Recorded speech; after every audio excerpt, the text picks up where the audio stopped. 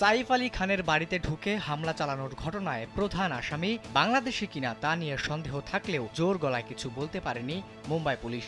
তবে সোমবার উপযুক্ত প্রমাণ সাপেক্ষে তারা এটি নিশ্চিত করেছে যে অভিযুক্ত মোহাম্মদ শেহজাদ একজন বাংলাদেশি নাগরিক। ইতিমধ্যেই সে বাংলাদেশে এক নিকট আত্মীয়র সঙ্গে কথাও বলেছেন।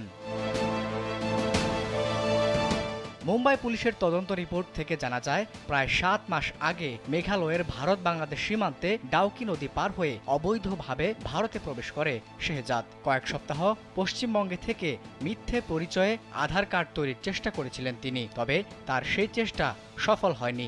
পুলিশের দাবি, সেখানে থাকাকালীন সময়ে অসৎ পন্থায় ভারতীয় এক মহিলার নামে সিম কার্ড কেনেন অভিযুক্ত শেহজাদ। স্যান্ডেলিনা সো, রূপচর্চায় আভিজাত্য। মোবাইল ফোনের কল হিস্ট্রি চেক করে পুলিশ আরও জানতে পারে যে গত কয়েক মাসে একাধিকবার ওই সিম থেকে বাংলাদেশের একাধিক নম্বরে ফোন করা হয়েছে। পরিবারের সঙ্গে যোগাযোগ করতে একাধিক অ্যাপও ব্যবহার করতেন তিনি।